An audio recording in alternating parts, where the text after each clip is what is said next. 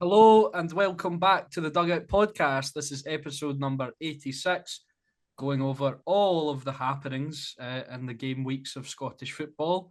And it's been an exciting couple of game days. Obviously, we had some midweek fixtures, some big results in there, and some massive results over the weekend. Of course, as always, I'm joined by my co host, Ethan Barlow. And Ethan is really heating up now, it's getting intense. Yeah, it certainly is, and I think we won't be able to do both sort of match weeks or match days justice with the amount of action that happened in both of them. So many late goals, late drama, surprises, big wins at the top and at the bottom, and I think people have been debating it throughout the season, but now I'm ready to say that the Scottish Premiership is the most entertaining league in the world. I don't really think there's many leagues at the moment that are coming close to it in terms of just the overall competitiveness of every team in the league. We'll obviously get on to it, but I think I said about the possibility of Celtic dropping points at home to Livingston. You sort of laughed off the idea, but it was very nearly happened, obviously, and it shows that even Livingston have been struggling this season, and we'll talk about it across the course of the episode. I think they've started competing a little bit better recently, and then obviously it's became more tight at the top than I think it's ever been throughout the season between the three clubs, and then. Maybe if you're adding a fourth into the mix, if you want to still be on that Motherwell bandwagon, which I want them to get closer to the other teams and really make um, an effort at it, but they've done almost all they can since the dropping so many points through the draws at the start of the season. So yeah, Yeah. an excellent week of Scottish football, and hopefully it continues. We've got games, obviously Scottish Cup Tuesday, Wednesday night, and then Europa League for Celtic on Thursday night before hopefully another entertaining weekend. And yeah, how's yourself, Alex? I think you probably enjoyed yesterday as much as I did. Yeah, no, definitely. I'm in good spirits after yesterday. Thoroughly enjoyed it. Managed to get to a game at the weekend for the first time and I don't know how long. Um, is obviously the result was great, but it was a nice feeling just being able to go and watch my team at the weekend again. When I've not done it in so long due to work. But yeah, no, it was great and I had loads to talk about. Just 3 points separate the top three. Celtic, obviously, with that game in hand. However, if you look at it, it could be made inconsequential before they even play the game in hand. It's massive. There's so many things that can happen. So I don't know about you, Ethan, but I've been looking at the table going, if this person drops points here and blah blah blah, my brain almost exploded the amount of possibilities that could happen between now and the end of the season. Yeah, because usually we're used to in history of Scottish football, recent history is in the best part of half a century that Celtic and Rangers win almost every game, and it's when one of the teams drop points, it's a disaster, and it still is to that degree. But I think it's the fact of how many points they've dropped, how many teams you can really see going to give Veto and Hearts. You would add to the conversation now, of course, as been the leaders for most of the season. That there is a possibility that any of these teams could drop points on any given day in the Scottish Premiership, and I think that is what makes it so entertaining. Yeah. I don't know. There's not many fixtures in the league that I would really be confident this like obviously you're confident that they would beat Livingston at home, but you're not willing to put your mortgage on the line for it. It's not that kind of confidence you have in these three teams. But yeah, it's going to be an excellent end to the season. Obviously, still so many big games to come up even before we get to the split. I've seen it was a guy on TikTok who I get a lot of his TikToks. He's an excellent TikToker. I think it's Connor Chahal, I think it is, and Right. he covers a lot of sort of weird leagues about football in the world. And he was talking about, I've seen him talk about the Scottish League and how many games there is left, and people were putting in the comment section he hasn't even learned about the split yet. And usually the split's a little bit of a boring thing, I would say, for most teams in the league. But I think this season, with how competitive the league is, it's going to be excellent when we get there, and I can't wait for We it. could we could have a treble helicopter Sunday on our hands coming Yeah, into coming into the last day of the season. It could. it could be absolutely immense. You know, I'm getting really excited, and I know I've been on here a lot talking about, you know, oh, I think Rangers are great and all that, and blah blah blah. And we all know I like to have a bit of banter and stuff. This is my genuine thoughts now. I think none of the three teams will get through the rest of their games without dropping points, and that's what makes it so entertaining, and maybe even opens the door to a Motherwell to sort of drag themselves into it. So, yeah, we'll get on to we'll just go over the Wednesday games um, a bit quicker. Obviously, there was some big talking points in those Tuesday and Wednesday. We'll still obviously start on probably the biggest game joint with Motherwell and Rangers, I'd say, the Edinburgh Derby. And me and Ethan were covering this on the Scottish Football Zone, and we struggled to get a good amount of talking out of it. It wasn't a great game, but Hearts did get the win, which made it, well, which ended up being even more important because obviously Rangers dropped points the next day. So yeah, Thomas Magnuson with the nice finish. Ethan, this Derby win, now looking at the landscape of the league in hindsight, could be so crucial for Hearts winning the league. Yeah, it could be. It could be absolutely massive, and that would have been what Hibs wanted to do going to Tynecastle. Obviously, they won the last meeting between the teams, the return fixture at the turn of the year at Easter Road. So Hearts would have wanted to right the wrongs from that, and of course put pressure on Celtic and Rangers playing the next day, and they very nearly had both Celtic and Rangers drop points. And yeah, as you said, it could be massive come the end of the season because I think it would have taken an awful lot out of the Hearts players, and they're probably still hurting a lot now, you would imagine, after the defeat at Ibrox. But had they lost both of those games or dropped points in both of those games, it would have been a disaster for Hearts. And I think there's no shame in going to Ibrox and losing, not at all, because they can afford to drop points in those games. They've been excellent in them this season. They've obviously only dropped 2 points to Celtic and now three to Rangers.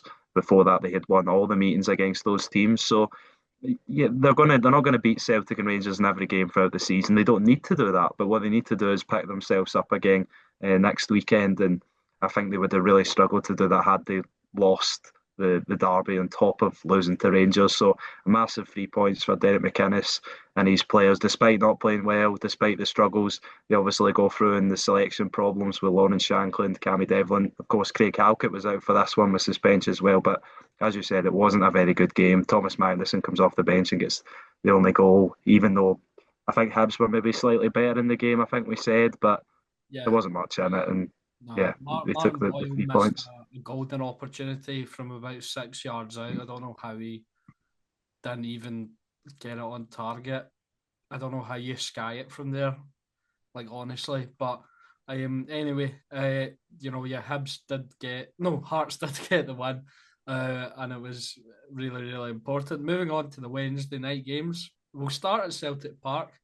Um, and this isn't the first time we're going to be talking about a last gasp win for Celtic. However, I would probably say this game, just on the face of it, they were more deserving of the win than the one we're going to talk about. I think they clearly dominated Livingston throughout the match. Livingston did get a penalty. Marcelo Sriracha opened the scoring for Celtic in the first half, the 15th minute.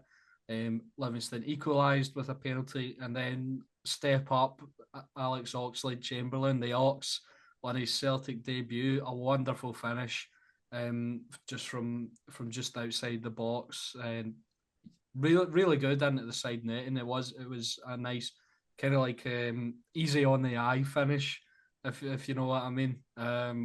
And terrific from him, and Celtic got an important win. Yeah, exactly that. And I would even maybe go as far to say that it was a touching on world class from Alex Oxlade-Chamberlain from the first touch to get it out of his feet and to the finish into the bottom corner. And I think what you've seen in the opening two cameos from him is that if he can stay fit, and that's been the question that I think everybody is posed. If he can stay fit, then he'll be an excellent player for Celtic, and he's a touch of quality above what they have. I think you've seen also in periods that he's going to take a wee while to get adjusted to the league in terms of the pressure that Scottish footballers and players in Scottish football apply on you is different to any other league in the world. I think we've earned that reputation. There was a few times in both games he gets caught on the ball, but he was excellent. And one of the substitutions who really come on and I think changed the game in a difficult point for Celtic because, as you said, Celtic probably should have been out of sight in the game before they even opened the scoring. They had so many chances in the opening quarter of an 29 hour. shots. 29 Yeah, shots in the entirety of the game. I think they had. I think I looked at the stats during the game. I think they had over like one xG in the first 10 minutes or something like that. It was crazy. And Jerome Pryor had a really good performance. In fairness to him, Marcelo Sarachi gets the goal. Good finish from him from outside the box. And then the concern for Celtic at this game, obviously, is Arne Engels going off in the first half with that injury. Didn't look good at all. Real attack comes on. I think Martin O'Neill revealed that Arne Engels will be out until towards the end of March. So obviously he'll be a big player that Celtic will miss. And now you'll think about where they maybe should have taken that £25 million bid, but obviously you went to know that this kind of thing Yeah, was going to happen. But you can't predict stuff like that. I think we both agreed at the right. I know there were people going off there and that because 25 million for Arne Engels seems ridiculous, right? But I think we came to the consensus at the time that it was the right decision because they're leaving themselves barely any time to get in a replacement, and then that replacement needs to embed. And as much as Arne Engels isn't like, man of the match every single week, he has become an important player in their Celtic team, and he will be a bit of a miss. But I think just on that you said there, Ethan, I think that was the right decision. yeah, no, I agree. It's just the sort of things that could have fallen into place, and it might have been different. And I think the problem for Celtic would have been had they sold them, and we've touched on this already. But I think none of the other three midfielders that were at the club that aren't in the starting 11 really at the minute. Luke McCowan, Rio Hatate. I know Rio Hatate started the weekend, and Paulo Bernardo aren't really grabbing the headlines. Are playing too well. You've obviously got Oxley Chamberlain, who's looked excellent, but you can't hang your hat on him to. I just asked something, and I slated him a little bit earlier in the season, but it's got it's got so much worse. Has Rio Hatate just forgot how to play football? He Yeah, just seems disinterested. He seems like passes going wayward. He's positioning. He's not even threatening going forward anymore. He maybe wasn't the best on the defensive end, but he would always pop up with a few opportunities in attacking areas. He'd be taking the ball in good positions. Every time I've seen him in recent weeks, he just seems non-existent. yeah, no, that's the thing, and they obviously get hooked at the game of the weekend, which we'll go into. And I thought he actually played better by his recent standards, and that shows how poor he's been. That even in one of these better games, he's still getting hooked at half time. And I'm one that said, and I think a lot of Scottish players that have played in the Scottish football have said this, that on his day he's one of, if not the best player in the league. But his day has not been for a very, very long time, and I couldn't remember the last game, but What I what I watched him and it was really good. what I used to say was on his day he was unplayable, but his day didn't come often enough. But he did at least produce maybe 6 out of 10s. But now he's not even he's producing like 4 out of 10s, and there's never a good performance. Like you said, Ethan, one of his better performances at the weekend there maybe was a 6 out of 10, and that's the point we've got to with Rio Hatate. And Celtic fans must be so frustrated because they know the quality that he can produce. Yeah, and the thing is, he's in a midfield with the two other midfielders at the minute are undroppable, Cal McGregor and Benjamin Negrin, not because of Negrin's overall play. I think everyone understands that, but his habit to find himself in the right positions. But yeah, Celtic made a few changes to Kieran Tierney came on. I thought he was excellent again. Junior Adamu came on and really made an impact. It was a bit different at the weekend when he started. He didn't really have the same effect. But I thought Livingston were excellent to a man and were really unlucky not to get something out of the game in the end. I know Celtic had a lot of chances. they found themselves away back into the game. Real Hattati gave away the penalty. I think it was a foul on Robbie Muirhead who converted well, and I think at that point with half an hour left, you maybe thought Celtic were going to drop points and really hand the initiative to Rangers, especially with obviously Hearts were the night before, Rangers being 1-0 up, I think, at the time. And you can see with the substitutions that Marvin Bartley made, he made all five of his subs in 12 minutes, which I think shows how much Livingston put into the game in a pressing matter. I thought Stevie May, especially for his age, pressed really well, and Livingston weren't really, they were sitting in, they were obviously penned in as you would be at Celtic Park, but they really made an effort of it, and I think Marvin Bartley can take big encouragement from that game, and then they obviously go on to pick up a point in the next game. So I think Livingston are going to get relegated. I'm not saying they'll not be, but I've seen positive signs from the slight managerial switch there. And I think David Martindale was pictured in the stands with headphones on, so probably still in contact with Marvin Bartley and having a major part to play with the players. You probably would expect that. He knows them. He's been around the club for a long time, but Marvin Bartley's obviously the guy in the hot seat tasked and getting interviewed before and after the game, and he'll be the one that will take massive responsibility for where Livingston in land this season and what they achieve. As I said, I think they will go down, but I think they're going to make a fight of it, and hopefully they do, like St Johnstone did last season. A lot of people had them written off, and they obviously made a late comeback, not enough to prevent relegation, but I hope Livingston do somewhat the same and really make it an entertaining relegation battle as well as obviously a title fight and massive 3 points for Celtic, and that's what it was. Not a great performance, but they get the job done and obviously capitalise on results elsewhere. Yep, definitely. We'll move on. Obviously, as well, Aberdeen and Dundee United didn't play because I can't remember which home pitch it was, but they've both been, like swimming pools for the past few weeks. So there was actually on the news. One of the big news stories of the week was that area of Scotland actually getting some sun. That was like national news that I saw. So yeah, hopefully they can keep some good weather and get football playing again. Because if it kept up at the rate that it was going, Celtic's game probably wouldn't have been played. And with what is it, maybe just under a month now until that game. So I think so.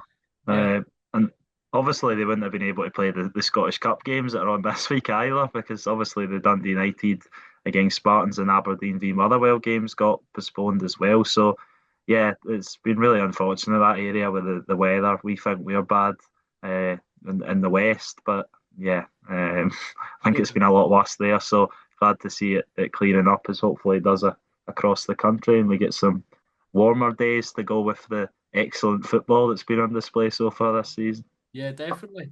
We'll go to Falkirk, who got a 1-0 win over Dundee in their race for the top six. It's looking like they will get that spot now. Of course, Dundee United do have two games in hand, but Falkirk are 11 points clear of them and Aberdeen.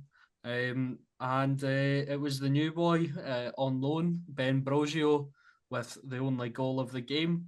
Important win for Falkirk as they look to cement their place in that top six spot. They're looking more and more likely with every game, aren't they, Ethan? Yeah, certainly are. And I believe before going into the weekend, obviously we'll get on to that result. They had won 7 of the last 9 games, and the only 2 they didn't win were defeats against Celtic. So an excellent run. Falkirk have been on an excellent season they've had, and yeah, they look massive favourites to get top six now as a newly promoted team. We've seen that in the last few seasons now. Dundee United done it, Dundee the season before. So it's excellent that teams can come up from the division below and really put their stamp on the league, and it's been an excellent, obviously 3 seasons in a row now for John McGlynn, and I think he said that the other night, actually following the game against Dundee, that this is his favourite season because I think along the lines of he said it's excellent, obviously going unbeaten in League One and stuff like that, and winning the championship, but really to take the team to the next level in the Premiership and really give every team in the a game, and they have done that. That's an excellent season they've had, and yeah, it was a really tight game. I think there wasn't much in it.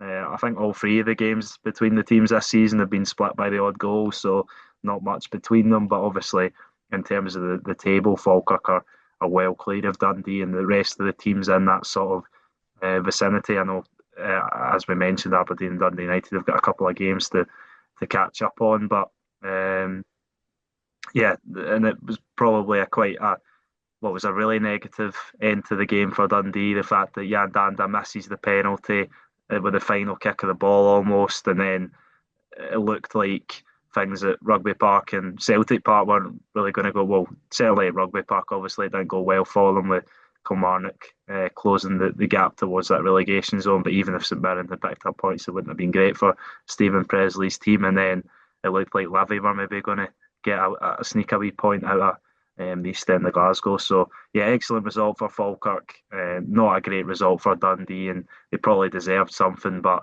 really poor penalty from Jan Danda to miss the target completely. Yeah, yeah. Moving on to the most entertaining game of the midweek fixtures, I would probably say. Kilmarnock 4, St Mirren 3, and I was checking the scores of this game when I was watching the Rangers game, and I saw St Mirren were 1-0 up through Killian Phillips within the 8th minute. I saw Kilmarnock had equalised just before half time with Greg Kiltie. And I looked at my phone again and it said 2-1 to Kilmarnock. Tyrese John Jules with the first of his 3 goals. And then it was 2 each right after half time, with Killian Phillips getting on the score sheet again. And then Tyrese John Jules made it 3-2 in the 76th. Got his hat trick in the 82nd, making it 4-2. And then Scott Tanser putting a little bit of pressure on towards the end, scoring in the 93rd minute. Terrific game of football, Ethan.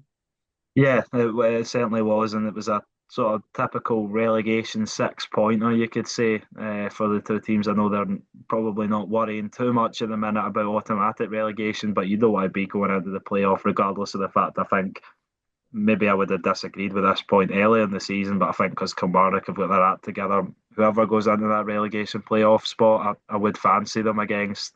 Well, I don't know, maybe Partick Thistle or St Johnstone. I'm favouring towards Partick Thistle at the minute. If they were to come through the playoffs, would maybe give them a game. But yeah, it was an excellent game, a 7 goal thriller.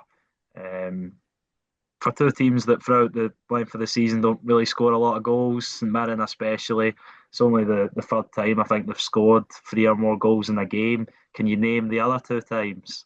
Put you on the spot here. What, this season or? Yeah, this season, Mm. after since in all competitions since the start of the league season, St Mirren have scored 3 or more goals in 2 other games apart from this one. Who were they against? So the first is Celtic in the League Cup final. They won 3-1. Yes. And the other one, I don't. It's going to be against someone random in the cup, isn't it? It's Well, I don't know if it's someone random in the cup, but I'll give you a clue. To score 4 goals against them with how they've been playing recently is very impressive. Falkirk, Motherwell. Oh Motherwell, yeah, yeah, in the Motherwell made it semi-final. 4-1 in the semi-final.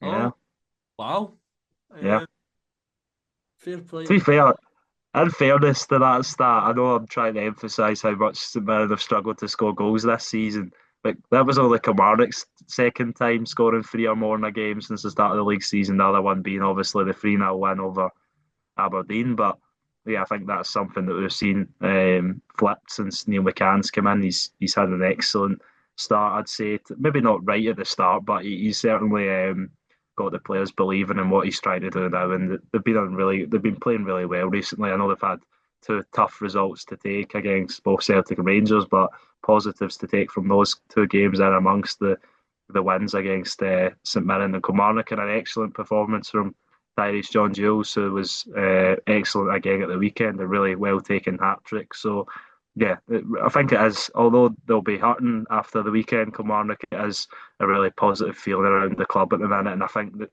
if you're looking at most of the teams in the bottom 6, I think Kilmarnock have got more momentum than probably anyone else in the bottom six. Do you think that would be fair to say at the minute? I think they're definitely playing the best based off of evidence. I mean, you mentioned that Rangers game in there. They did lose 5-1, but I think was largely down to the fact that they went down to 10 so early because they were terrific. Even when they were down to 10 in the first half, they could have been in front. They probably should have at least scored in the first half. So, yeah, just based on what I've seen, I think Kilmarnock are probably playing the best out of those teams at the moment. And to be honest, um, I think if they continue on this trajectory, they'll claw themselves out of that 11th place spot. I'm starting to look at St Mirren for the playoffs now. More likely Dundee have faltered in recent weeks as well. So I guess we'll see. It's as exciting at the bottom as it is at the top, Yeah, which is why we have the best league in the world. You heard it here first. No, but yeah, very, very entertaining. And, you know, we're speaking about the split and how intense that top half's going to be. The bottom half's going to be a knife fight for survival. So, you yeah. know, it's going to be super, super entertaining. Yeah, and I was just going to say, sorry, the first John Jules goal was absolutely excellent. What a finish! The volley. If you haven't seen it, I'd recommend. I hadn't seen it until I watched the highlights earlier, but yeah, an excellent goal from him, and he's been an excellent find. And we'll obviously go on to what happened to him at the weekend with the injury, but hopefully that's not too serious because I think that really could be season defining for Kilmarnock. I Yeah, think he's been their best player. me and Laurie were discussing that, and we said, I feel like if it's very serious, it could be a massive blow for Kelly because he's clearly their best player. And we were talking about even when Kilmarnock were utter dug meat, he was standing out as a good player. So it could really be detrimental is the word I was looking for as I stared off into space to their season. So hopefully he is Yeah. okay. Um, Possibly a bold shout for Kilmarnock. I think they could if they keep with the way they're playing. I know that's a big if, because it is Kilmarnock, and usually throughout the way that a team's played throughout the season, it's difficult to just switch it for the almost the second half of the season. But if they can keep playing the way they have been, then I think they have a real possibility to even maybe grab a seventh place and finish top of the bottom six. I know that might be a bold shout, but I think that is they're a the team I very fancy the bold most. shout. For St Mirren, yeah, more of the struggles, and yeah, I'm really low on St Mirren at the minute, and yeah, I agree with your point. I think they maybe are favourites for that relegation playoff phase. I mean, Killian Phillips gets the two goals, but that was his first goal in 22 matches, and I think he's one of their top scorers this season. So that probably says enough as to why they've been struggling so much in front of goal, and yeah, really worrying for them, despite obviously winning the League Cup early in the season and still being in the latter stages of the Scottish Cup. Yep, yep. Moving on to Motherwell versus Rangers, a one each draw, a good result for Motherwell. Rangers, obviously, it felt. I'll speak. It felt like a hammer blow. Um, on Wednesday after obviously Celtic had scored in the last minute.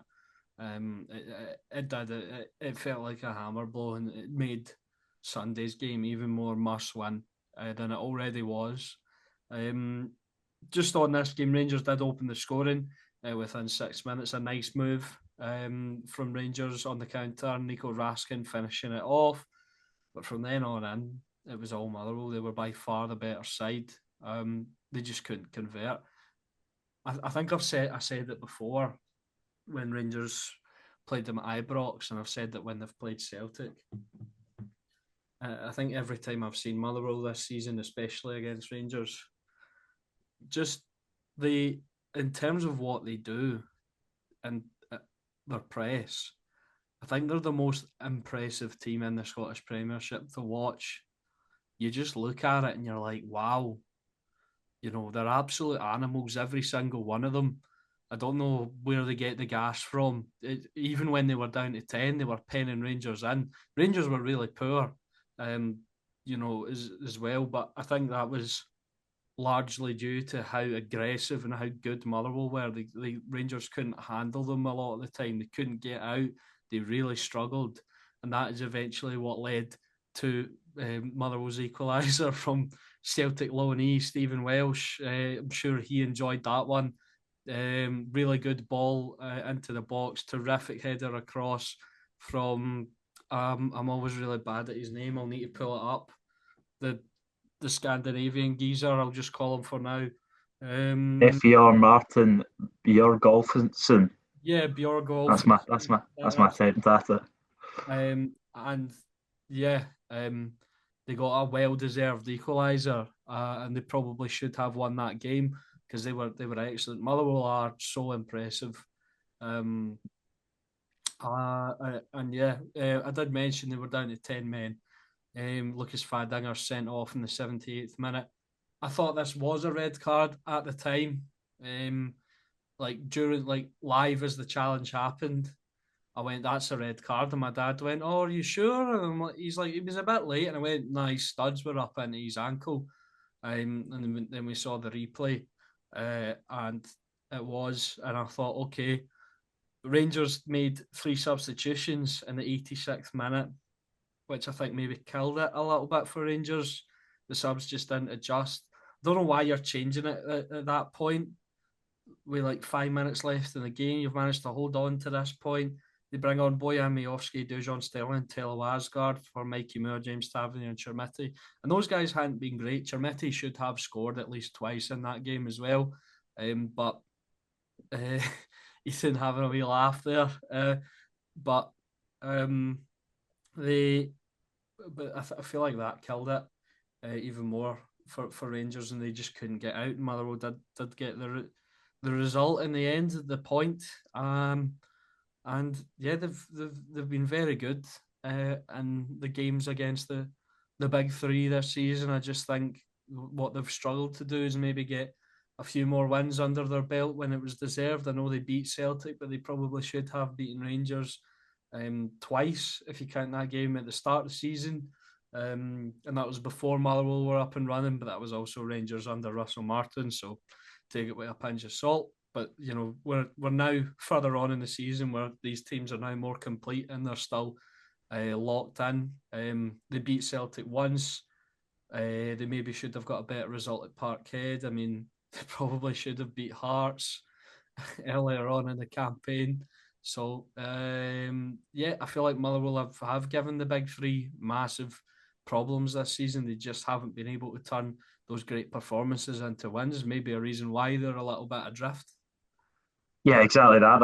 That's the story of them because, as you said, on a footballing basis, they're one of the most, if not the most impressive team to watch in the league. The way they press, the way they keep the ball, the way they defend as well. Obviously, you look at their recent record, the amount of clean sheets they've got. I believe the most clean sheets in the league by quite a distance now. Also, the least goals conceded in the league by quite a distance. So you don't get those things by accident. The only maybe accident or misfortune that Motherwell have had is to draw so many games that they feel like they should have won. That this game feels a lot like the game at the start of the season. They almost had the exact same sort of layout as well. Rangers get the goal to go ahead, but Motherwell the better team pretty much throughout, and then it takes them until right at the end to get that late equaliser, which was thoroughly deserved and an excellent finish from Stephen Welsh, who would have loved that as much as all the other Celtic players, fans, manager would have done. So, yeah, big moment for him, but a big moment for Motherwell as well, and maybe just about keeps them in some people's eyes in a title race. I know the Motherwell fans are still dreaming, and rightfully so, because if they were to win their game in hand, then they would be 7 points behind Hearts, still to play Celtic twice, still to play Hearts twice, still to play Rangers once. So you never know what could happen. It would be absolutely crazy if Motherwell were to win the Scottish Premiership, considering where they are at the minute. But they'll fancy themselves to get up into that top three. Maybe if one of the teams falls off, you never know. And your point about them doing excellent against the other top teams in the top three, top four, whatever you want to say. So the team to pick up the most points against the other teams in the top four is Hearts, 15 points from 24, I believe, so 63% of the points. Second is Rangers, who went up to 12 from 24, 50% of the points. Third is Motherwell, 7 from 21, 33% of the points. And last is Celtic, just 5 points from 21, so 24%. So, yeah, that shows that they're in amongst it. And had they started the season a bit better, but yeah, we can't keep using that as a caveat because you could say that for all the teams really. But I think what we've got to say is Jens Berflasco's done an excellent job, and I know we keep saying that, but we're running out of really superlatives to say about this Motherwell team, and credit to them for getting the point that they deserved, and made it an excellent night for Celtic and Hearts fans, but obviously for the latter, it wasn't to last too long. Yeah. Can I ask you something before we move on to the weekend games? Yes. Jens Berthel ask you, are the Celtic board even more complete and total utter morons than they are right now if they don't at least inquire about him to be the next Celtic manager? I think it's getting to the stage where he's got to be at, and I said this a while ago, and some people said to me that, oh, you as a Celtic or a Rangers, or maybe, well, yeah, Celtic or a Rangers, you can't hire a Motherwell manager. Why can't you not? The proof is in the pudding. He is with less financial backing than the other three teams, with less wage than the other three teams. He has turned in excellent performances against all three of the title contenders. Everybody else in the league, they seem to be getting better as the season goes on. He's developed some good players and turned them into absolutely excellent players. There's no reason why he couldn't go and do a job at Celtic. So I think, yeah, they would be silly maybe not to inquire. They'll obviously have their thoughts on where they want to go with the next appointment. But yeah, I think he'll certainly be someone that's names floated about, and deservedly so. That's the least that he probably deserves. And I think there'll probably be bigger teams, not maybe bigger than Celtic, but bigger teams than Motherwell that'll certainly come in for him. And Motherwell will be lucky to see him there past the summer because he's been that good, and they'll need to enjoy him now, and they will do because he's not going to be there for long. But what an excellent job he's done! What an excellent appointment! You've got to give Motherwell credit as well. They took a risk again after it didn't go well previously. So yeah, they took that risk. What? How have I forgot his name? Who was the manager before Jens Berth Alaska? German manager. Oh, I forgot his name and all. I'm gonna have But to look it up now. Right, I'll find it here. Let me see. Let me Michael see. Vimmer. Yeah, that's the one. That's the one. Michael Vimmer. Obviously, that one was very circumstantial. That didn't go too well. That he obviously wanted to go back to his homeland. So yeah, but they went and took the risk again, and how much has it paid off? One excellent season Motherwell have, and they'll almost definitely finish in the top four now. And I think fourth is the very least they're going to finish. They've obviously got a Scottish Cup run to continue as well on Wednesday night against a team that they beat at the weekend. So yeah, an excellent season they're having, and all credit to everyone involved at the football club. Yeah, absolutely. Motherwell have been terrific. But now we're going to go back to talking about Livingston. And they were playing Dundee. This game was about 20 minutes long. It was Dundee versus Livingston. Simon Murray scored in the third and fifth minute to put Dundee 2-0 up before Lewis Smith and Scott Pittman scored in the 15th and 19th minute to make it 2 each. And that was what the game finished. A blistering opening 20 minutes of football between two teams down towards, well, obviously Livingston are bottom, but Dundee down towards the lower half of the table. And like you said, Ethan, Livingston showing more fight, than previous. I mean, they're still conceding early goals. I mean, that's been happening a lot this season with Livy, and maybe they've shown a little bit of fight, but it's not been enough to get back into the game. But this time they did it quickly. Yeah, exactly that. And yeah, this game was it was a sprint. It was gone in an instant. Yeah, excellent for Simon Murray. Obviously, I'm happy for him because he's had a difficult season, and I think you've seen his release on the for himself on the goals. The fact that he has found the back of the net and gets too early. But as you said, Livingston would have been easy to sort of dig their heads into the sand and just give up on this game after conceding two in the opening 5 minutes. But they fought back into the game and got what could be a valuable point. Obviously, it would have looked really bleak for them, having gone 9 points behind Kilmarnock the other night. But now they're only 8 points behind, and you never know what could happen. As we said, it's going to be a long shot for Marvin Bartley, and I think he probably understands that. But listening to him in the post match interviews from the game against Celtic the other night, he speaks really well.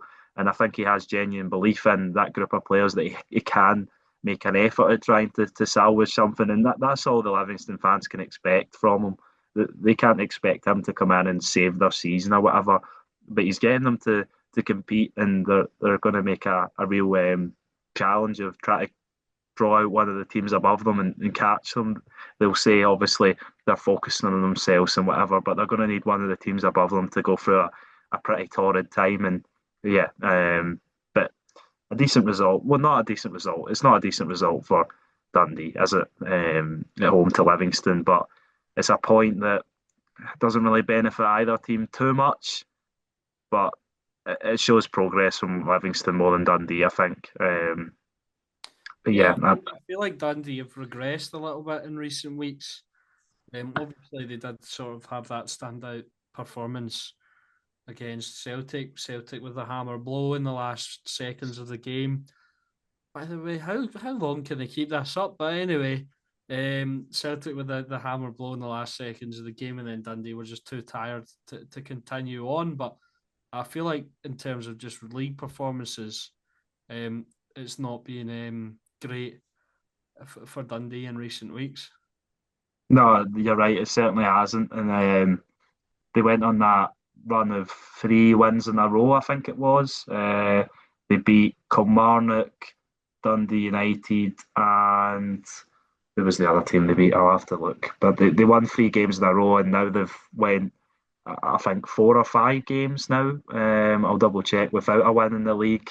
Obviously, they did play really well and were so unlucky not to win that cup tie at Celtic Park. But yeah, it was Falkirk, the other team they beat. But since that run of 3 wins in the league, they lost to Hearts at home. Then they beat Kilmarnock in the Scottish Cup. Fair enough, good win. Obviously, that late goal with the mistake on Kelly Roos's debut. Lost at Ibrox, drew nothing each at St Mirren Park. Then lost to Celtic in the Cup. Lost at Falkirk and now draw it home to Livingston. So yeah, difficult period for Dundee, and they're right in amongst the relegation dogfight. I think them or St Mirren. I would probably fancy St Mirren over them at the minute. I know Dundee have struggled to score goals as well, um, but I just have a feeling Dundee will get the job done. I think Stephen Presley's just got something about him that, and I'm not saying Stephen Robinson hasn't because he's an excellent manager, but I just think how Dundee have played this season, I think they'll just manage to just avoid it. And I think they've got an excellent attack as well, Dundee. Obviously, the two wingers set up the goals, so maybe been their standouts, Tony Egan and Cameron Congreve. And if Simon Murray's back in amongst the goals and fit and firing and confident, then they'll certainly have a chance of gaining enough points between now and the end of the season. Yeah, yeah, absolutely. We'll take it to Falkirk now. Um, and what this was another entertaining game full of goals. A 3-2 win for Dundee United away from home to the Bairns. Massive win for them. Ben Brojo opened the scoring. 2 goals in 2 games for him.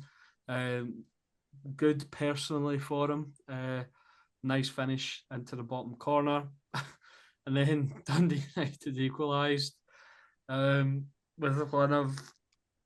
I feel like this is a common theme of their games, with one of the worst goals I think I've ever seen in my life. Miscommunication between the Falkirk defenders. Brosio originally with a failed clearance up into the air. Scott Bain tries to come and collect it, just spills it like a clown. And it's an easy enough finish for Ross Graham. But yeah, that was a bit of a calamitous goal. Falkirk did go in front again through. Gosh, I had this all in my head, and now I'm needing to pull up the But it thing. was Philip Lisa Oh or yeah, Lissa. Philip Lisa, terrific finish from him. Great ball in, and he actually started the move as well. And it's a great finish, running in at the back post, catching it on the volley. Falkirk go ahead. Then Craig Sibbald, I mean, equalises, and another bit of poor defending. I think it was a nice finish. Maybe you could question the goalkeeper again. His positioning. So yeah, not a great afternoon for Scott Bain. I'm getting deja vu here. It was his first game, I think, first day of the season against Dundee United, and I was ripping into him then as well. Um, then in the 68th minute, 69, sorry, Liam Henderson is sent off for denying a clear goal scoring opportunity. Um, it was originally a yellow. VAR called the referee to have a look, and he overturned it and gave the red to Henderson. And then Julius Eskison got the winning goal in the 83rd minute for Dundee. And probably some more poor defending from Falkirk. Their own worst enemy in this game, I would say. So Dundee United, I think I called them Dundee a second ago. My apologies.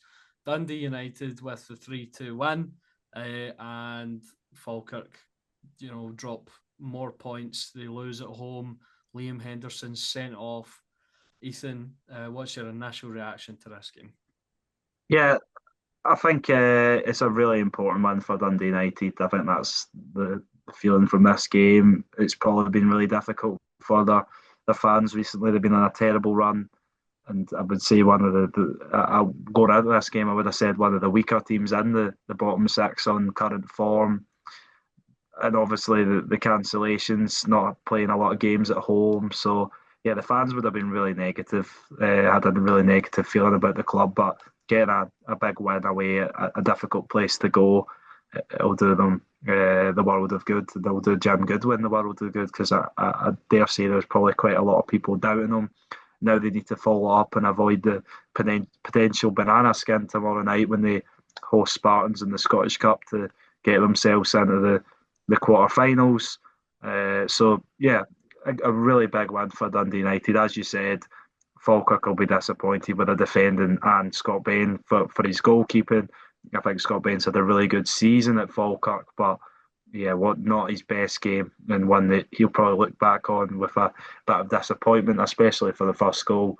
Obviously, I think both defender and goalkeeper have got to take responsibility. I think when the kind of things happen, the second goal as well, I'd agree. I think maybe you could say he could do better.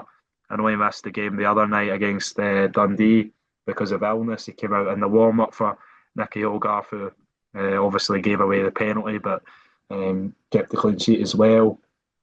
I think a few people were saying maybe he should have got the opportunity to stay in goals, but Scott Bain's been really good throughout the season. But yeah, a day to forget for him, but a day to remember for Dundee United. A massive win, and one that could maybe set them up on a positive trajectory. Now they've got a couple games in hand over Falkirk, and maybe they can have outside aspirations for top six. Although I think John McGlynn's team will be able to do enough. And yeah, good for Ben Brosio to get another goal. He looks like he's going to be another excellent pickup from down south by John McGlynn, who, of course, has done scouting in the past. And I think you see that come through with the signings and how successful that most of them have all been. Philip Lisser, another one. And I could probably name off quite a few. But yeah, Ben Brosio, an excellent name as well. Sounds English, but sounds Italian. But yeah, 2 goals in 2 games for him isn't bad. So, but a big win for Dundee United and disappointing for Falkirk, who'll need to try and get back in winning ways. Obviously, if they want to go for 5th place, which I do fancy Hibs to hold on to because I think Hibs, as I've said a few times, have recruited really well in January. Yeah, yeah, definitely. Sorry, I was just brushing up on the highlights of the Motherwell game. I had watched them, but I couldn't remember a single thing that happened. So, great stuff from me. But we'll move on to Hibs that Ethan was talking about there, and they came away with a 2-0 win over St Mirren, who we both agree are in a bit of trouble. Owen Elding with his, I believe, his first goal for the club, the Yep. 19-year-old player of the year in the League of Ireland. Terrific header from him. Really good sort of flat delivery. Great run from him, completely untracked.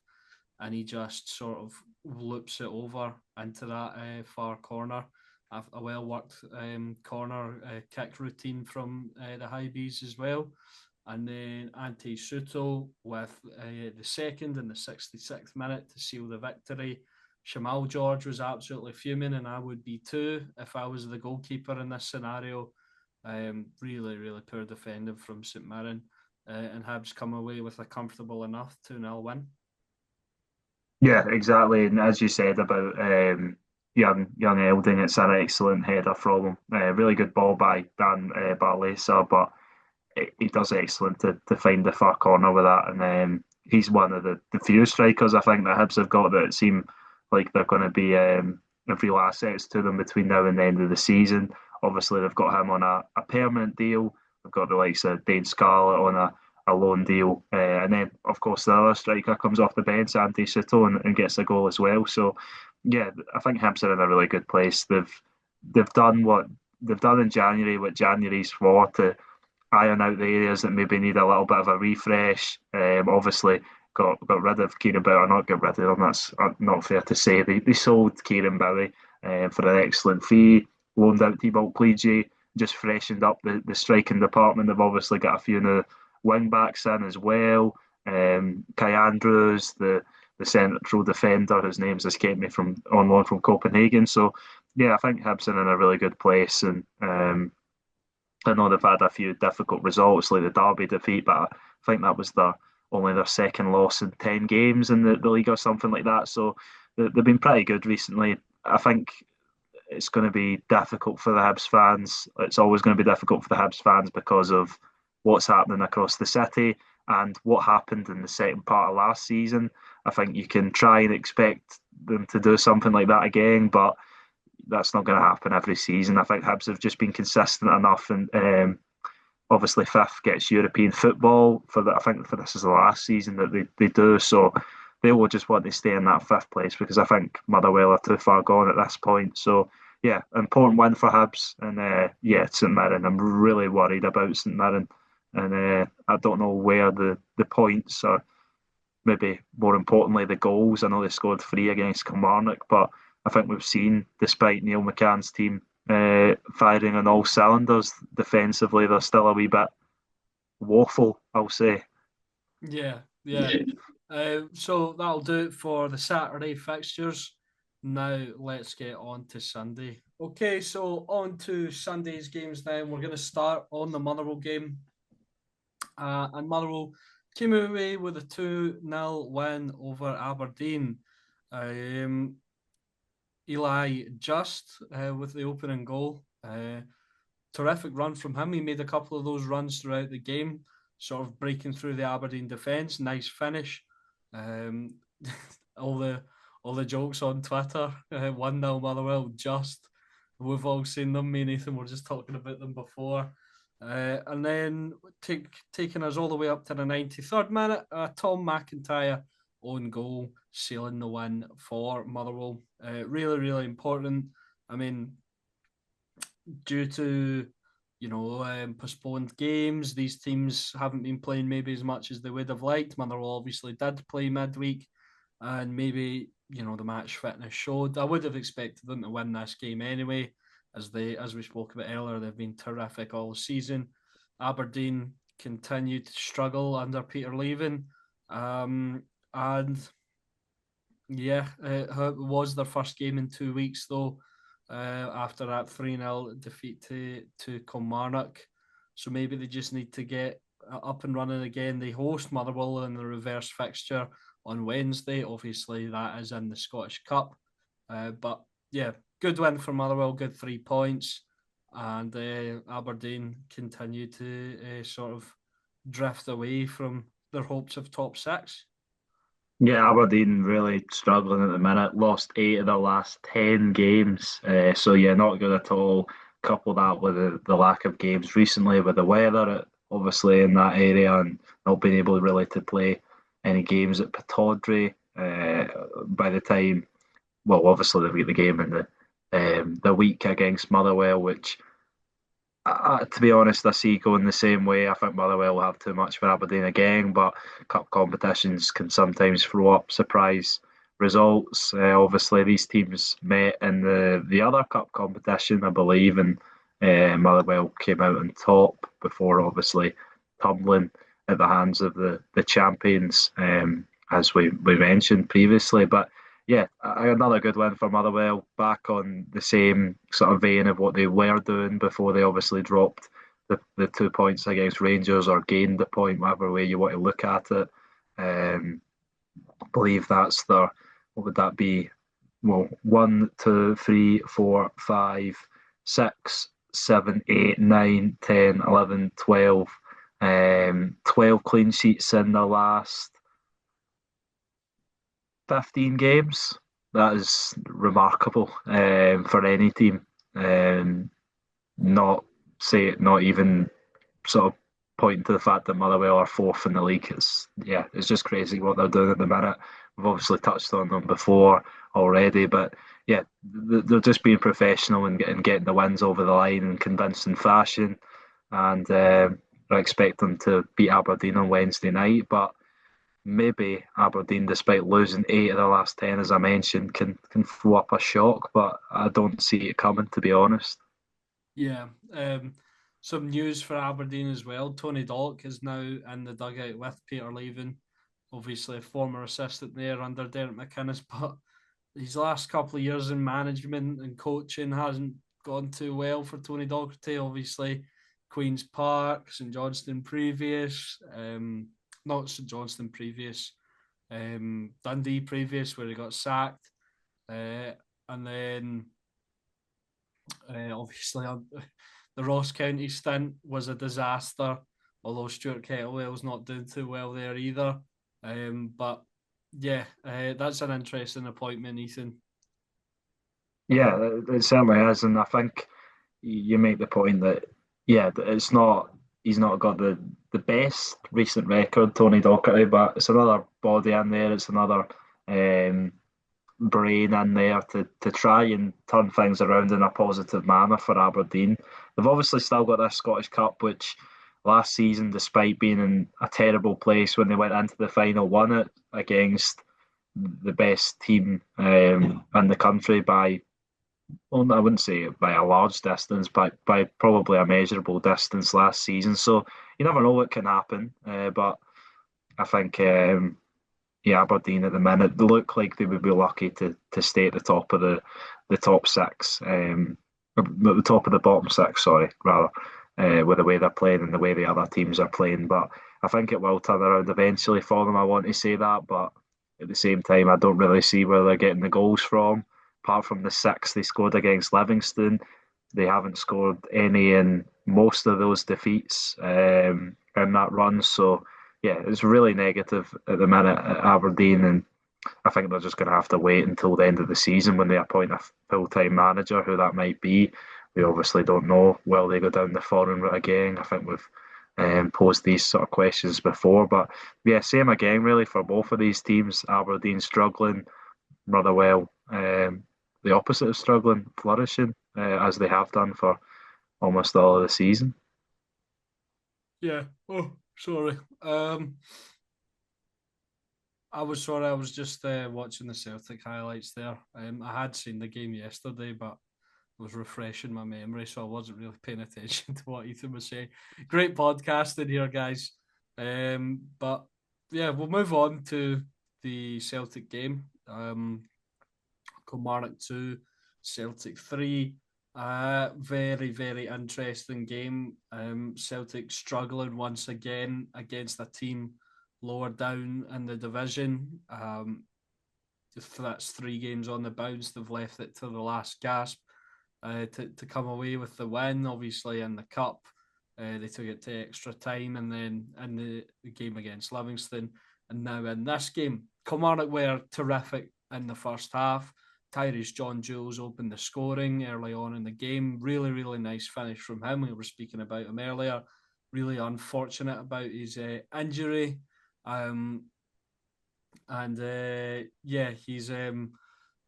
it was a really nice finish from him. Sorry, I think he initially messes up the turn, trying to cut inside. It kind of bobbles, but it works out for him. Austin Trusty gives him far too much space, and he just bends it into that far corner. Really nice finish from him. He was heavily involved again in the second goal. One player I do want to give a shout out to, though, who was part of the initial move for the second goal, who I think has played himself out of the worst team of the season, certainly for me, based on his recent performances. I know he did get a red card against Rangers, but I think Dominic Thompson has been really good in recent weeks. He was very good in this game as well, involved in the initial build-up. His cross is cut out. Joe Hugo was lurking at the back post.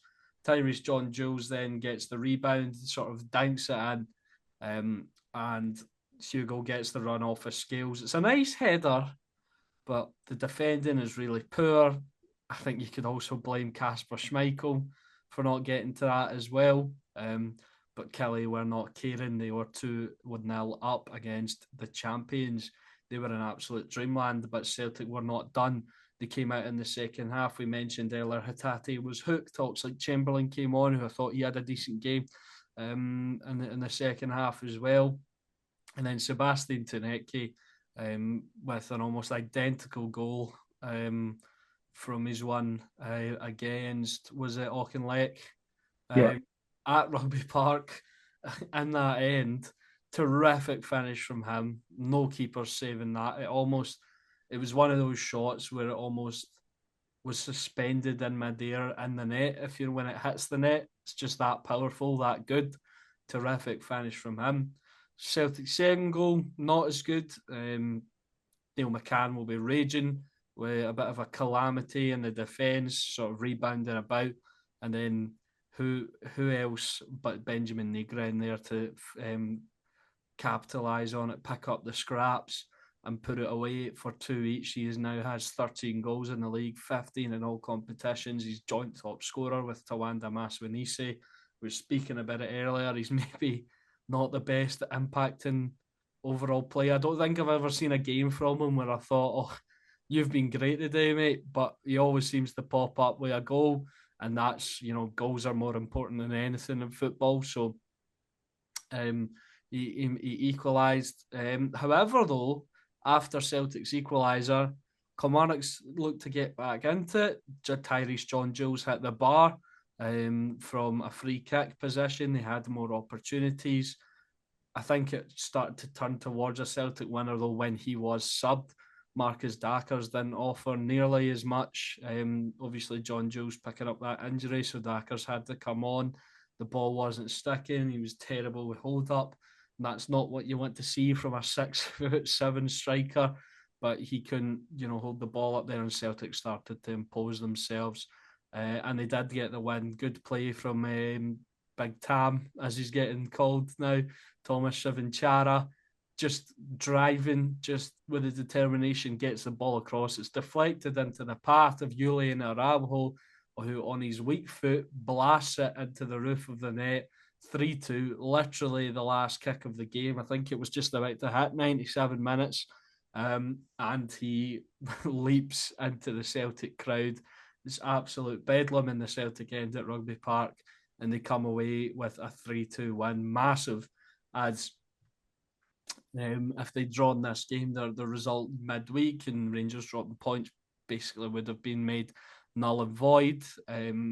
But they keep on the heels of Rangers, only a point behind them with a game in hand, only 3 points behind Hearts, also with a game in hand on them. Massive result for Celtic here, Ethan, and probably maybe not the better team for the majority of the game, but they showed real resilience, and that's something we spoke about under Wilfred Nancy that they didn't have. And if this game had happened under Wilfred Nancy, they probably wouldn't have come back. But Martin O'Neill's brought back that intensity, that fire, that resilience to just keep going. Yeah, exactly that, and that's that. Celtic, I think, lack the quality, and everybody's seen that this season. But they had the mentality seems to be excellent to go in 3 games running to score goals in injury time is an excellent trait to have. Obviously, you can't do that every game. Martin O'Neill has said that, and I think everybody said that it's not a sustainable way to play. Of course, it's not. I think that now Celtic have scored 5 goals in injury time to win games in the Scottish Premiership this season, which is the most since the 2016-17 season when Rangers also scored 5. I believe that was the season where you got the celebrations at, I think it was at Partick Thistle. Was it Kenny Miller who scored? I think, if I'm remembering it correctly. But no, yeah, as you've seen, it was a massive win for Celtic because it looked like they weren't going to get anything from the game. I had a feeling at half time that Celtic were going to come back. I don't know why. I think it's because despite how well Kilmarnock played in the first half, and they were absolutely excellent to a man. Wait, what was Um, the statistic you just read out there? Sorry, about the goal. that Celtic have scored 5 winning goals in injury time in the Scottish Premiership season, the most since Rangers scored 5 in the 2016-17 season. All right, okay, sorry.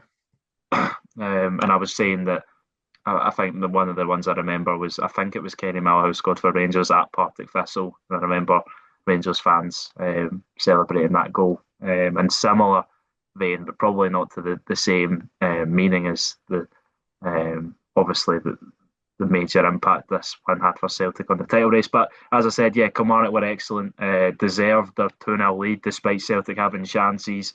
Celtic were really poor defensively, especially their 2 central defenders, Austin Trusty and Liam Scales, really shaky under pressure from Tyrese John Jules, who was excellent and Kilmarnock's best player again. But Joe Hugill, or Hugo, I don't, how do you say his name? I've been saying Hugo. Yeah, Joe Hugel then. He was really solid as well. But there was other standouts for Kilmarnock across the team. As you said, I'd agree with Dominic Thompson. I thought he had a really good game. His delivery was excellent from set pieces as well. I think Kilmarnock fans are unhappy with him for I think the last goal. But yeah, I think you're maybe being harsh. I think he had a good performance overall. I And don't think you can really point to that when the emotions and tension is so high. You're just trying to do all you can to stop Celtic from scoring. I mean, when in any other scenario is Julian Araujo going to be there at the back post at that point? You know, I mean, I know yeah, he's an attacking fullback, but he's basically playing as a centre forward. And it was great positioning from him and a nice finish. yeah, and I thought yeah, it was, and I thought Brad Lyons and David Watson really done well in midfield, and I thought Finlay Curtis put in a shift as well. Had a few positive moments. Obviously, having to do a big change as well, going from right wing, no, going from left back in the last game against St Mirren to now at right of a midfielder, right wing. Thought he was positive, but I thought I'll give credit to Neil McCann. I know it didn't really turn out to work in the best of Kilmarnock's favour. But the first substitution he makes in the 63rd minute, a few minutes after Taneki gets that excellent goal, as you said, and I thought he was the difference. I think he has to start in future for Celtic and moving forward because I think he's been involved in some really big goals recently. Obviously, was a major factor in turning around the game at Dundee, set up the goal for Oxley Chamberlain against Livingston. I thought the substitutions for Celtic made a difference. But yeah, as I said, bringing Finlay Curtis off for Aaron Tishbola, I thought really helped Kilmarnock because I know Celtic get the goal right after it, the equaliser, but I think, as you said, Kilmarnock maybe looked more likely to go on and get a winner for large parts of that second half, but obviously it was Celtic who got it. Thomas Chibanchara done really well for the second and third goals, and yeah, an excellent finish from Julian Araujo. I think it's one of those moments like the other one that comes to mind this season, and of course there's so many more. Was Trubin's header for Benfica, but this one as well. It's a moment where you just realise how far away the average footballer is from a professional footballer. And the fact that he can hit the ball that hard, that accurately on his left foot as a right back, I just think it's an excellent finish. Same with Trubin, the fact how good a header that is for a goalkeeper. And I think some people I don't think us certainly do, but I think some people underestimate or not underestimate, underappreciate the level the professional footballers are to your average player, Sunday league player. Bit of a Yeah, weird well, point from me, but you think about it when you were coming up playing football, you'd always have that guy in your school who was really, really good, maybe a couple of them, and they played pro youth football, right? If you still know them, are they playing professional football? Probably not, but are they still far, far clear of what anything you could do? Yeah, and that's like the levels, and like if you put them, into that. Okay, so there's been some major technical issues with my laptop today, so apologies if this is a bit of a weird cut or jump off point. Um, I can't even remember what I was talking about there, so I think I was talking about the skill gap between professional footballers and other footballers and stuff. So yeah, really good finish from Julian Arrival. And yeah, massive, massive win for Celtic. And yeah, they travel to Stuttgart. Not this week, the following week. I believe. yeah. Um, At home to Stuttgart this week though. yeah, at home to Stuttgart this week, and then they host Hibs as well. And then away to Stuttgart, and then it's Rangers. So really important that they manage to get the win before they go into a tough run of games. Yeah, exactly that. And yeah, it'll be really difficult against Stuttgart. They're obviously top team. I believe they might have held on to fourth place with their win in the weekend in the Bundesliga. They might have dropped to fifth after Leipzig got a draw. So yeah, they're a top opposition. Champions League last season. They've got some quality players, including German internationals. So it'll be difficult for Celtic. I think they've lost quite a lot of away games, both domestically and in European competition this season. So I think a home win for Celtic is a must, considering they've only lost once away, once at home. Um, they have Stuttgart, and that was against Bayern Munich by 5 goals to zip. So, yeah, yes, as you said, it's massive that Celtic get a win at home first to take over to Stuttgart. They've obviously got Hibs to play, and amongst that, and some massive games which don't need any introduction to come up. But yeah, massive 3 points for Celtic, massive goal for Julian Araujo, his first for Celtic, and people are starting to have uncomfortable conversations about him being possibly a better player than Alistair Johnston. I don't think I'm ready to really commit to that yet, but I think Celtic are in an excellent place on both full back positions when everybody's fit. So, two loan players that I think Celtic would be silly not to be looking to bring in on a permanent basis in the summer, but I think they would be two costly additions. But yeah, big win for Celtic and didn't really put pressure on the two. Well, it did. It put more pressure on the other two teams playing later on to. It turned up the importance of that game, I would say. Yeah. I think the Alistair Johnson chat is just because he's not played in so long. People are forgetting what he's all about. Alistair Johnson, for me, has been incredible the past couple of seasons. I mean, he's almost, I'd say his impact, maybe, maybe I'm being over, maybe I'm being too generous. You might hear me shocked, might be shocked to hear me say this. His impact might be, as profound from the right back position as or close to James Tavernier's impact for Rangers. you know, I'm not me. I just mean in like the last few years. I mean, he's been really, really good, Alistair Johnson. So, um, yeah. But anyway, Ethan mentioned that game and it's on the Sunday afternoon, and what a game it was! Rangers 4, Hearts 2. Um, and yeah, Hearts opened the scoring uh, through Mark Leonard in the 16th minute. Up until that point, though, they hadn't really offered anything at all. Rangers were in control of the game. A lack of concentration from Emmanuel Fernandez and Nicholas Raskin, I'd say. Fernandez partly to blame because Raskin had turned it around, and I'd also say Raskin partly to blame because you get taught from a very, very young age, never turn your back on the play. So yeah, and Mark Leonard pounced on it, gave it to Claudio Braga, who laid it back to Mark Leonard, and it was a terrific finish from the Birmingham City lone E, right into that top corner. Jack Butland getting nowhere near it. It wasn't long though until Rangers had their equaliser. A Yusuf Chermiti header saved brilliantly by Alexander Swallow. Mikey Moore then had it off the bar, and then Michael Steinwender, under some pressure from Ryan Naderi, slices it into his own net, and Rangers are on level terms. However, just 11 minutes later, Hearts were ahead again through Claudio Braga. Some more poor defending from Rangers, but take nothing away from this. This was a world-class header from Braga, looping over Jack Butland. I mean, we spoke about Hugo's earlier, and we spoke about Owen Eldings earlier. I think this is the pick of the bunch. Absolutely terrific from the Portuguese frontman. And Hearts are ahead again, despite as what I will say, they weren't good up to this point either. I don't think. I think their two goals were really came out of nothing. Yusuf Chermiti then equalised.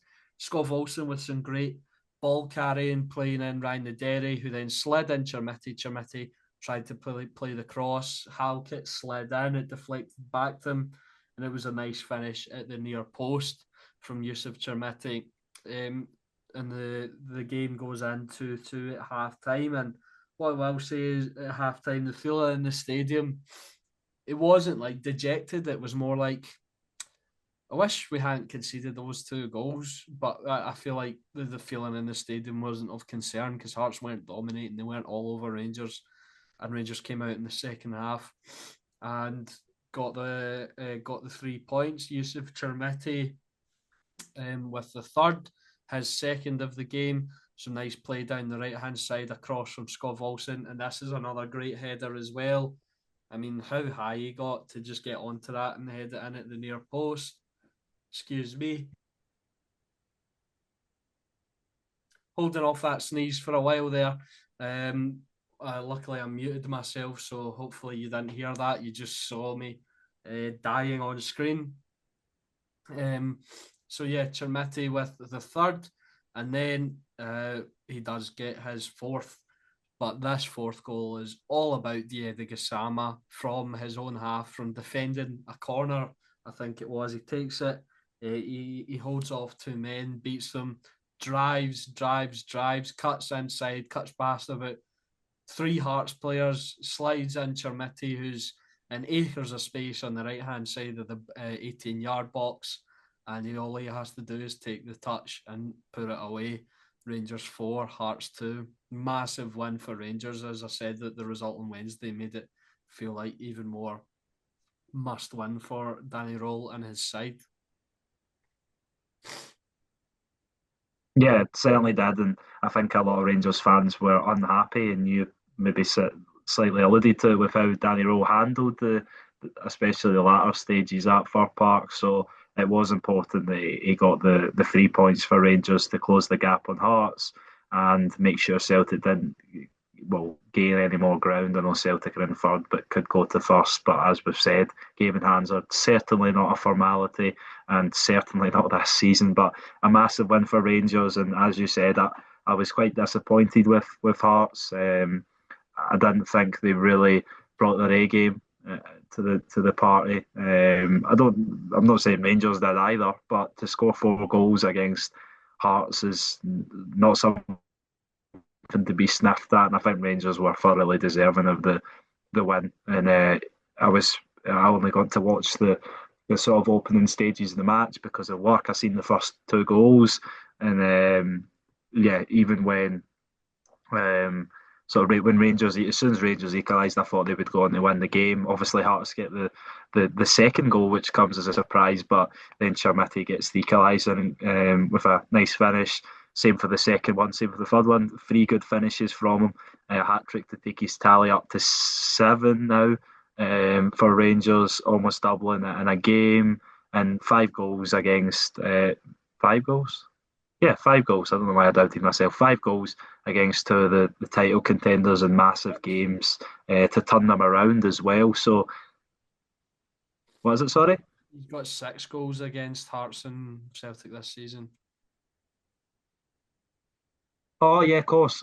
Yeah, I forgot about that goal. He got the consolation at Tynecastle. Yeah, of course, I Yeah, forgot about that. not Good as point. not as Good correct. important as those goals, but just Yeah, no, uh, but still, yeah, right to correct me. Yeah, yeah, so yeah, he's turning up in the big games, and I think people keep asking the question, why does Danny Rowe keep playing him? They've got Ryan Ndiri there, they've got Bojan Miovski, who seemed in better form, but he obviously sees something in Chermati that he wants to develop and nurture, and playing them week in, week out is the way to do that. I think you see Matteo Asgard as well. I think he's took him out the firing line a bit now, but he was willing to play him even when he didn't look like he was really at his best, and but it's obviously benefited Rangers this time around. And He's showing more than Telo Asgard. Telo Asgard's like an empty jersey at times. Chermiti at least offers something, even if he's not the best in front of goal. His hold up play is like really good. He presses his socks off. He always gives 100% effort. Um, it's just he's not. I don't think he's got much of a footballing brain, unfortunately, Chermiti. But you know he's got yeah, he's got the heart of a lion, brain of a donkey.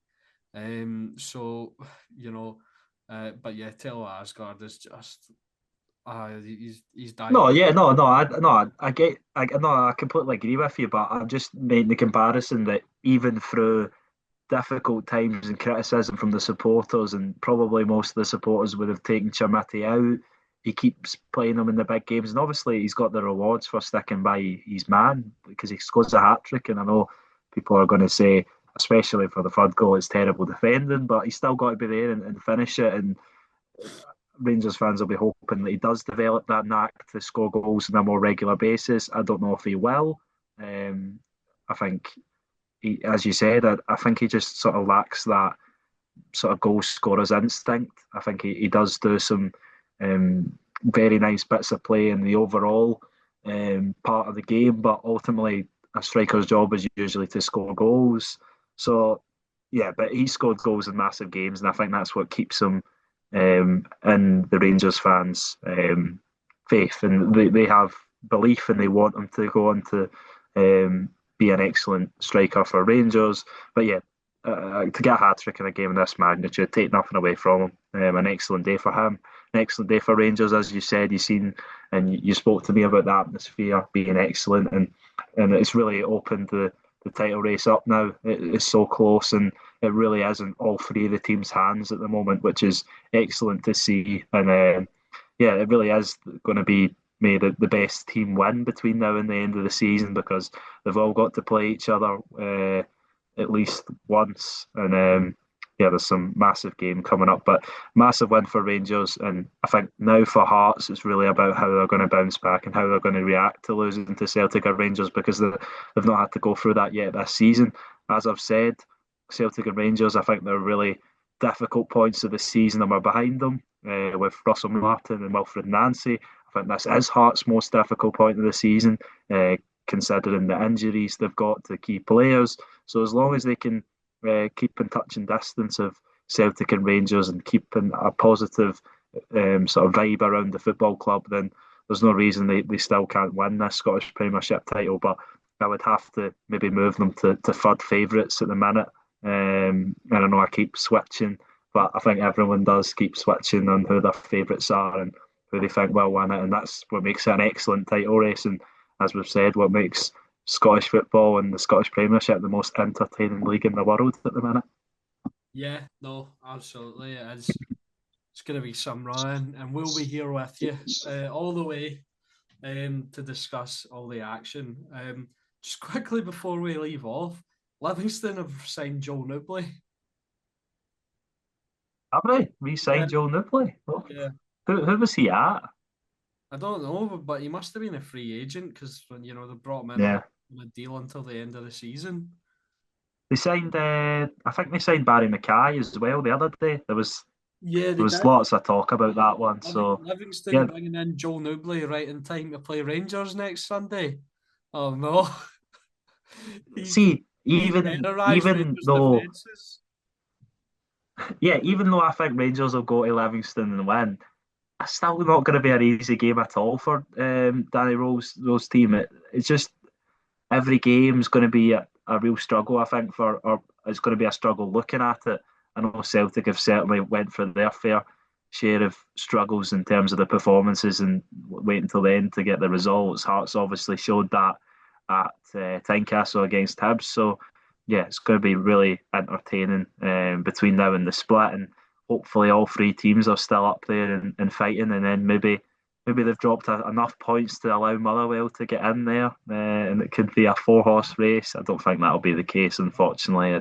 It's more hope than belief when it comes to that, but you never know. And this crazy season, which just keeps getting more entertaining by the week, and I think this is a perfect opportunity for the SFA and Scottish football to really demand an excellent TV deal because English supporters on top of the not English supporters, sorry, English football fans who didn't really want to watch the FA Cup in the weekend and wanted to tune into the what you would call a Super Sunday of Scottish football. Well, weren't they rewarded by the two matches that they've seen and the amount of goals that were scored? So yeah, there's going to be more like that, and yeah, it's an excellent advert for our game, and it's really exciting as people who are in the midst of it.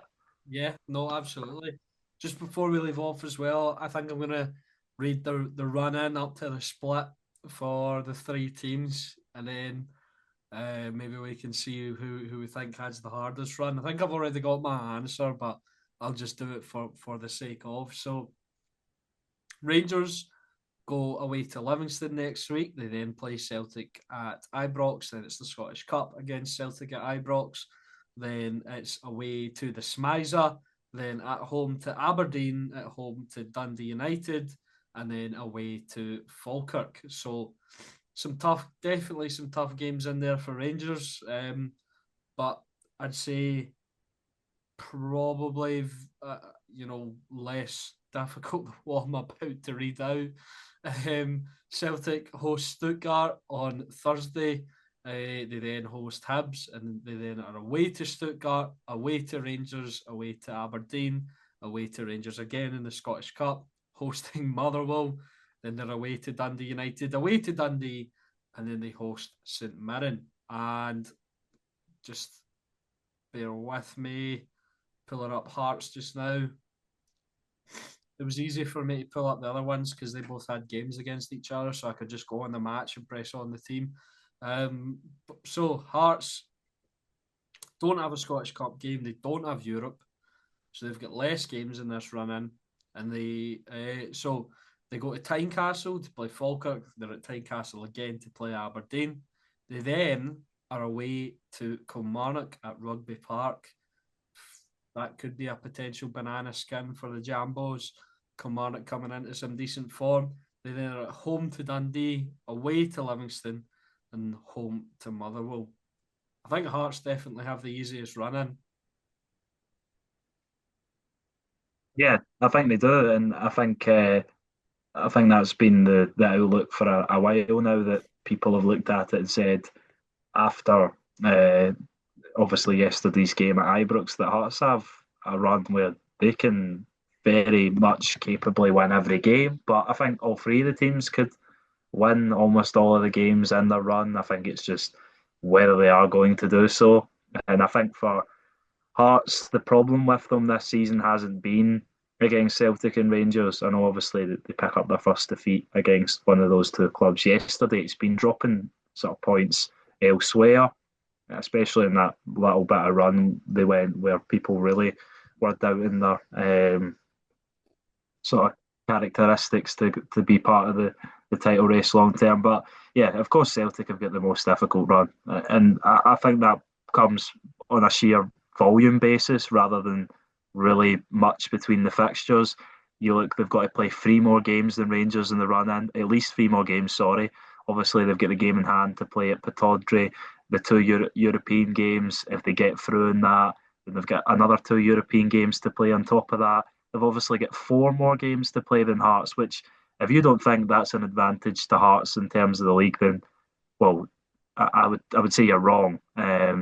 So yes, I think people will want to say that Celtic are maybe their favourites in their eyes because they've done it over the course in past seasons. But I don't think this is the same Celtic team. I think everyone can recognise that they've got to play more games than the other teams, and they've also been weaker at picking points up against the other title contenders out of the three sides. So, yeah, I think it's going to be really difficult to pick who's going to go all the way, which makes it so entertaining because you can make a case for all three of them.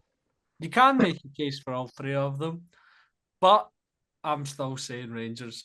That'll do it for today's episode of the Dugout Podcast. Thank you all for watching and listening. Make sure to go and check out the TikTok and the Twitter. There's been not many things on the Spotify because I have had to upload the videos myself. And unlike the tech wizard, Laurie Finlayson, I've not been able to do it. So, sorry about that, but we hope you're still tuning into the YouTube and enjoying the Scottish title race as much as we are. Make sure to tune in next week. Maybe there'll be another twist in the title race. You never know. Thank you and goodbye.